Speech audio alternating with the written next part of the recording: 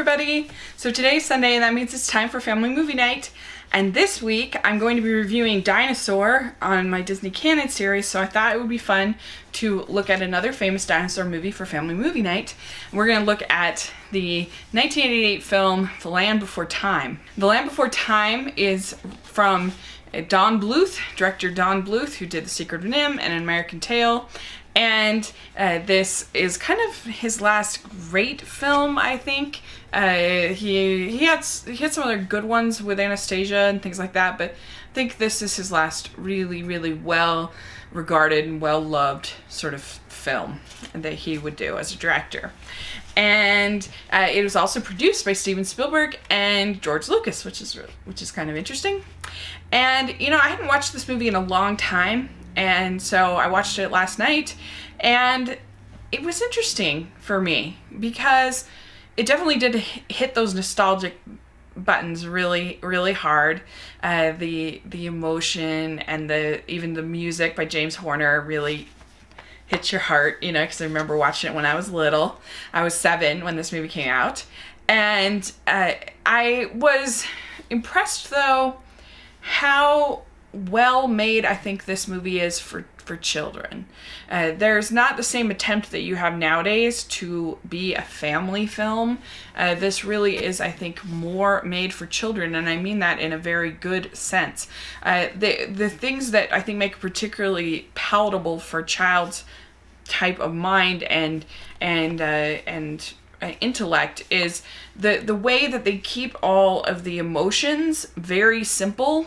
You have anger, you have pride, you have grief, you have, you know, it's not, and the plot is extremely simple. It's just Littlefoot and his friends getting from where they're at to the Great Valley. And then even the villain isn't, you know, all the other dinosaurs talk, but the villain, he's just, you know, shark tooth. And I think that really kind of makes sense to a kid, you know, that you have that kind of a bad guy. I think, you know, whereas like maybe for adults, you'd want it sort of more to go on diatribes and to talk and have a plan and whatever. And it really sort of brings home different lessons throughout the story, that things like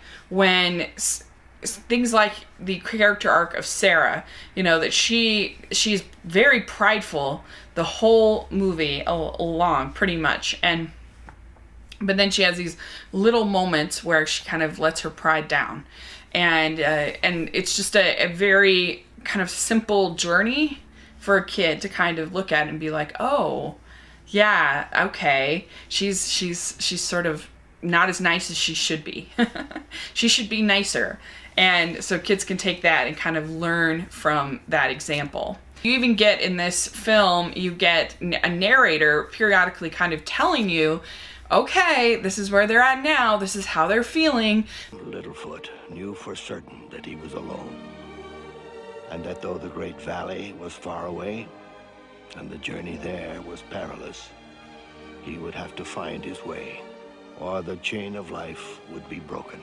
This is what's going on, and you get a narrator at the end saying, look at what we learned, and you actually see a montage of all of the different sort of highlights of the movie, which I don't think I've ever seen that before, and except for maybe in like the end of a trilogy or something like that.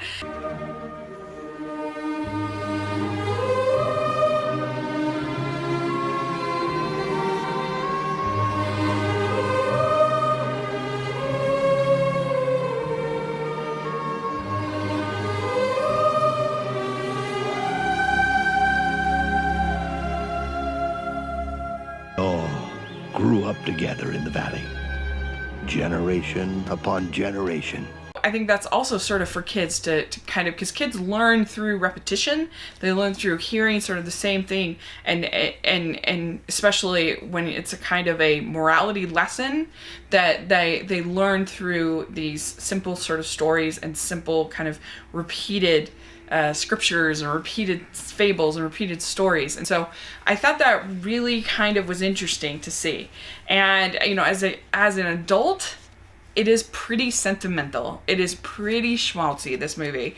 And it definitely, like I said, it is, you kind of have to put on your kid brain, I feel like, for this a little bit, that it is more made for kids. And I really do believe that, and kind of appreciate what it's doing on that level. And the animation is simple. It's just kind of a sketchy style of animation, but I certainly think it works, you know, for the kind of story that they are trying to tell. You have great vocal performances. All of them are voice actors, nobody too famous. You don't have Dom DeLuise in this, Don Bluth's favorite. You don't have him in this, but you have Littlefoot is Gabriel Damon. Sarah is Candy Hudson. Ducky is Judith Barcy. And Petrie is Will Ryan, and they're all very, very sweet and adorable sounding and very kind of kid-like. I was sort of surprised how, I mean, it makes sense. They're like young dinosaurs, so of course they're going to have sort of childish voices, but they were even more sort of childish than I remembered. Littlefoot, you found it! Yup, yup, yup. We did it! We did it together! It definitely is, like I said, very sentimental. It lays on certain scenes pretty thick, like the scene where Littlefoot sees the shadow, his own shadow, and he thinks it's his mother, and he goes running towards it and realizes that his mother's really gone. And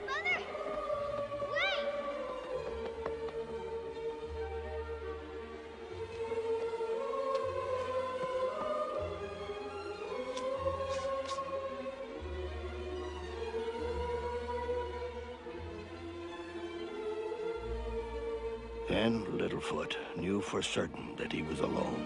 that's like a pretty devastating scene.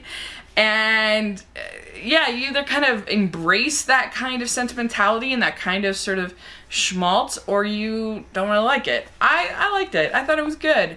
And you could say it's nostalgia talking, but I don't really care. Yeah, I mean, this movie does have moments that are sort of funny. It has moments that are tense with Sharktooth. It might be kind of scary, but I don't think they go on too long. I just really think this movie is made for really little kids, and they can, of course, they learn lessons about life and death and continuing on your path and not giving up, and a lot of great little lessons going on there. And like I said, it has wonderful music from James Horner. It has the song "If We Hold On Together" sung by Diana Ross. But overall, it's just a lovely little movie. I don't think it is Don Bluth's best film. I think The Secret of NIMH is far more complex in the characters. I think that it has a lot more layers to the storytelling. I think it's actually sort of more interesting as far as the animation too. So I think Secret of NIMH is actually a lot better than this. But I think this is certainly a worthy addition to any family's library, and worth owning as a really sweet little story, hero's journey for little children. So that is my thoughts on The Land Before Time. I would give it a B, and let me know what you think. And thanks so much. Please subscribe to my channel, and I'll talk to you later. Bye.